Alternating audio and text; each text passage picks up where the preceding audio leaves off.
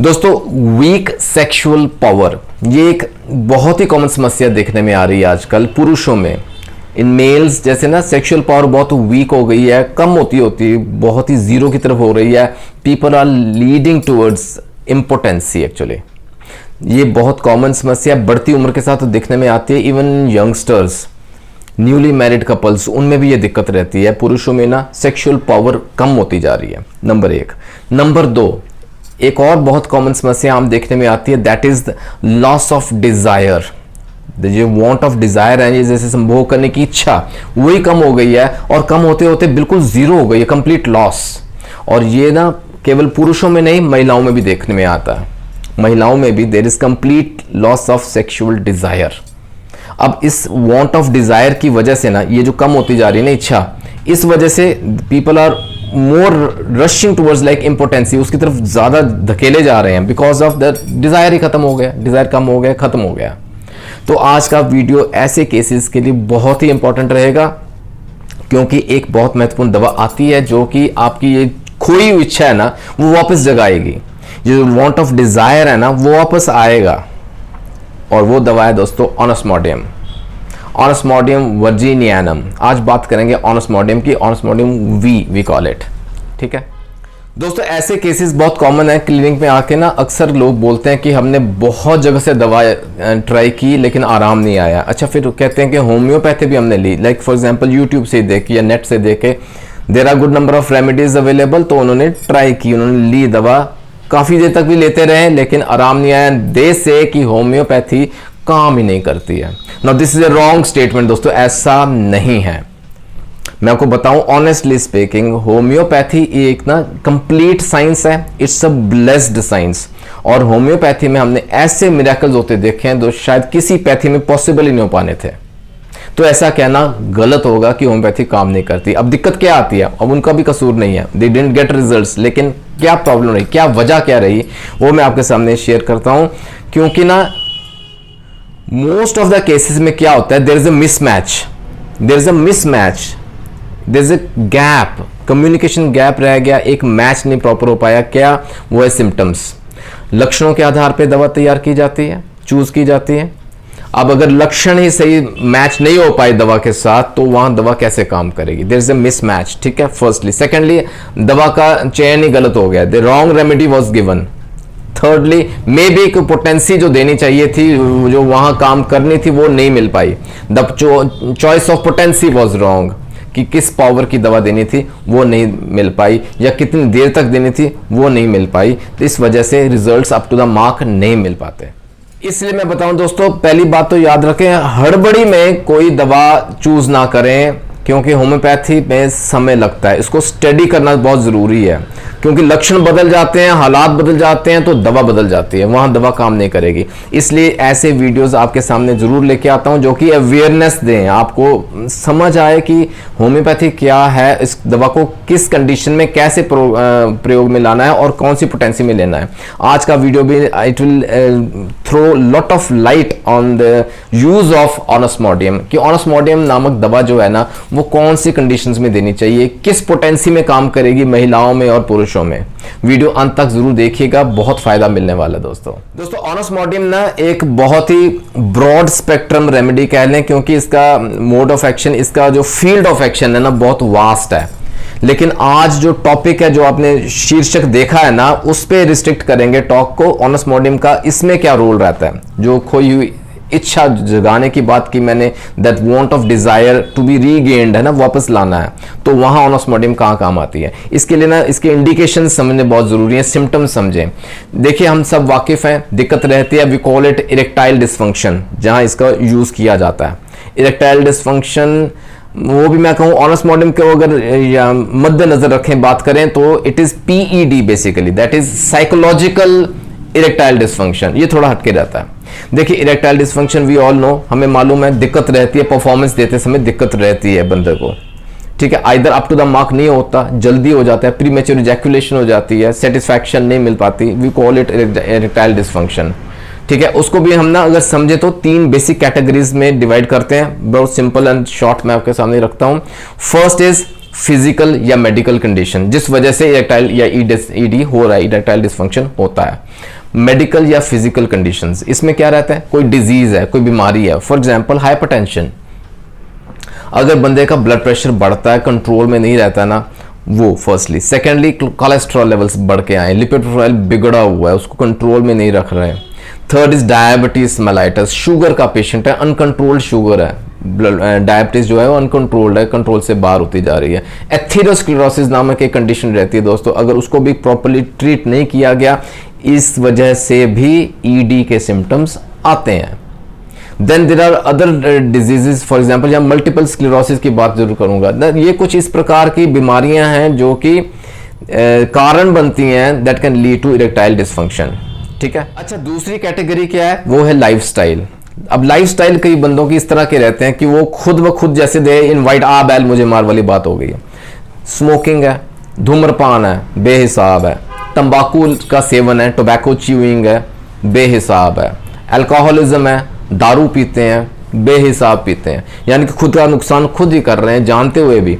अच्छा, फिर एक देयर आर सर्टेन ड्रग्स जो कि सेवन में लिए जाते हैं, सेवन किया जाता है उनका, उस वजह से भी। So these are certain lifestyles जो कि दे इनवाइट इरेक्टाइल डिसफंक्शन, ठीक है। एंड थर्ड वेरी इंपॉर्टेंट जो आज का मुद्दा है वो दैट इज पीईडी। यहाँ बात आती है साइकोलॉजिकल कारण, psychological erectile dysfunction, we call it psychological importance. ये थर्ड कैटेगरी है और इसमें ना हम सब वाकिफ हैं। देखिए मैं आपको बताऊं, इरेक्टाइल डिसफंक्शन बेसिकली हेड से शुरू होता है, लेकिन वो मैनिफेस्ट हमारे जेनिटल्स पे जाके करता है। इन शॉर्ट कि हमारी सोचनी, हमारे थॉट्स, हमारा ब्रेन, हमारा माइंडसेट किस प्रकार का है, वहां इसका जन्म होता है, ठीक है। लेकिन वो ठहरता कहाँ जाके है, वो उसके परफॉर्मेंस पे अफेक्ट करता है। It manifests in the genitals, very as simple as that. और इसमें ना स्ट्रेस जो है ना, अक्सर बहुत कॉमन शब्द टेंशन है, स्ट्रेस है, जिस वजह से वो परफॉर्मेंस पे असर दिखता है उसका। लेकिन I would use the word anxiety. Anxiety is the main cause जो कि पीईडी का कारण बनती है, जो कि आगे जाके दिक्कत कॉज करती है। और ऐसे कंडीशंस में ऑनस्मॉर्डियम जैसी दवा है ही नहीं। अब ये पीईडी के कारण से ना उभर के क्या सिम्टम आता है, that is loss of desire. बंदे को ना संभोग करने की इच्छा ही खत्म हो जाती है, कम होती जाती है, कम होते होते खत्म हो जाएगी। अब this is a vicious cycle, actually ये एक दलदल है। एंग्जाइटी है, स्ट्रेस है बंदे को, जिस वजह से परफॉर्म नहीं कर पाता, it leads to erectile dysfunction, जिसको हम पीईडी बोलते हैं, साइकोलॉजिकल इरेक्टाइल डिसफंक्शन, ठीक है। अब वो ना it will lead to further failure, क्योंकि उसके दिमाग में एक डर बैठ गया बंदे के, फियर ऑफ फेलियर, कि लास्ट टाइम परफॉर्मेंस नहीं हो पाई थी, इस बार भी नहीं हो पाएगी। Now that leads to further anxiety, that leads to aggravation of the symptoms, और समस्या और गंभीर हो जाती है, गंभीर रूप ले लेती है। बंदा इसी दलदल में धंसता जाता है, we call it a vicious cycle, जिसमें से बाहर निकलना कठिन हो जाता है। ऐसे केसेस में ना ये जो डिजायर है ना वो बिल्कुल जीरो ही हो जाता है, बंदे को इच्छा ही खत्म हो जाती है कि परफॉर्मेंस देनी है, कि संभोग करने की इच्छा जीरो हो गई है।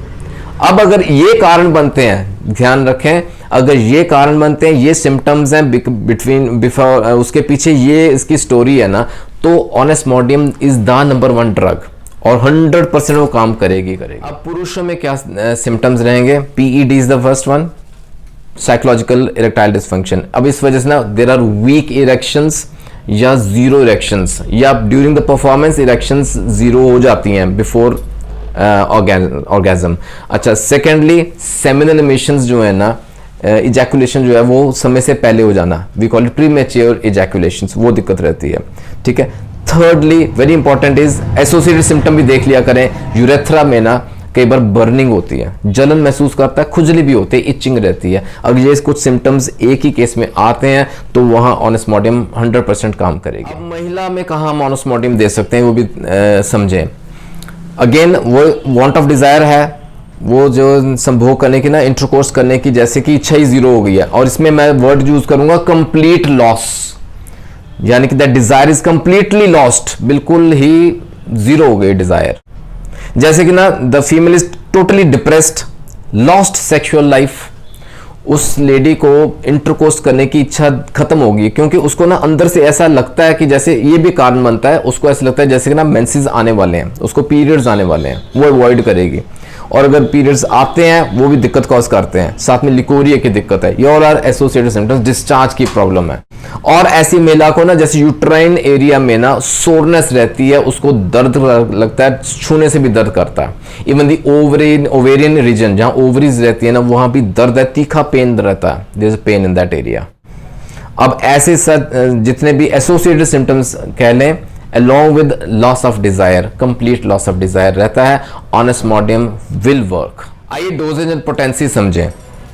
ऑनेस्मोडियम दोस्तों अगर मिडिल एज में दिक्कत आ रही है पुरुष को, ठीक है, for example from 35 to 50 years of age, up to that age अगर दिक्कत है, वेल बिल्ट बंदा है, अदरवाइज उसकी डाइट अच्छी है, प्रोफाइल इज परफेक्टली ओके, लेकिन वांट ऑफ डिजायर है, वो डिजायर खत्म हो गया है विद दीज एसोसिएटेड सिम्टम्स, जो पीईडी की बात हमने की, साइकोलॉजिकल कारण बनते हैं, तो वहां onosmodium ideally speaking should be given in a high potency, उसको 1 m पोटेंसी में देना चाहिए, ठीक है। और मैं बताऊं आपको, ये खाली पेट लें तो ज्यादा बेहतर है दवा, बिफोर योर मील्स ले लें, खाना खाने से आधा घंटा पहले ले लें, वो भी ठीक रहेगा। 1 m की 4 ड्रॉप्स लेनी है, दिन में एक बार लें, और इसको सेकंड डे और थर्ड डे फिर रिपीट करें, 3 दिन ऐसा लेते रहें, दिन में एक बार फॉर 3 days, 3 दिनों के लिए, फिर गैप डालें कम से कम 10 दिन का, लेट द रेमेडी एक्ट, ठीक है ना। 10 दिन के गैप में हम इसको फिर रिपीट करेंगे फॉर 3 days, दिन में केवल एक बार 4 बूंदें, खाना खाने से आधा पौना घंटा पहले, ऐसे थर्ड टाइम हम रिपीट करेंगे, यानी कि 3 बार ऐसे डोजेस देंगे। लेट द रेमेडी एक्ट, उसको असर करने का समय दें, आपको फर्क महसूस होना शुरू हो जाएगा, आपको फर्क दिखेगा। दैट लॉस्ट डिजायर, वो जो इच्छा खत्म हो गई थी ना, वो फिर से जागेगी, फिर से परफॉर्मेंस होगा। अच्छा, अगर उम्र थोड़ी ज्यादा है, बढ़ती उम्र में जैसे हम कहते हैं दिक्कतें रहती हैं, तो जैसे ना ससेप्टेबिलिटी देख लीजिएगा पेशेंट की, वो बहुत इंपॉर्टेंट है।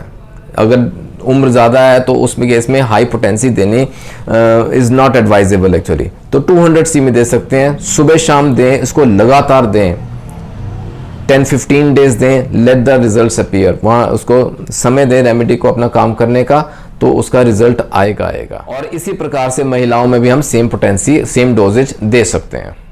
तो दोस्तों जैसे मैंने कहा ना, ऑनेस्मोडियम का जो इस स्फीयर में, फील्ड ऑफ एक्शन में उसका जो असर है ना, वो उसके सिम्टम्स हैं, वो मैं आपके सामने रखे, मैंने आज शेयर किए हैं। इसके अलावा बहुत से, इट्स डीप स्टडी, बहुत से ऐसे फील्ड्स हैं जो मैंने टच ही नहीं किए हैं, जहां ऑनेस्मोडियम बहुत बेहतरीन रोल अदा करती है। लेकिन टाइम लिमिट को देखते हुए आज की रिक्वेस्ट यहीं समाप्त करते हैं दोस्तों। आज की रिक्वेस्ट, आई होप आपको आज की डिस्कशन से कुछ ना कुछ फ़ायदा ज़रूर पहुंचेगा। कहीं दिक्कत लगती है, कोई डाउट लगता है ना, तो इट इज़ ऑलवेज एडवाइजेबल अपने फिजिशियन की सलाह लेके ही आप कोई दवा लीजिएगा। जुड़े रहें दोस्तों गुरु नानक केयर्स के साथ for more such informational videos. अपनी रिक्वेस्ट, अपना फीडबैक जरूर भेजें। It is your own platform, आपका खुद का चैनल है। जो लोग अभी सब्सक्राइब नहीं कर पाए, do subscribe and hit the bell icon for latest updates. जल्दी मिलेंगे अगले वीडियो में। टेक केयर, अपना ख्याल रखें दोस्तों। God bless.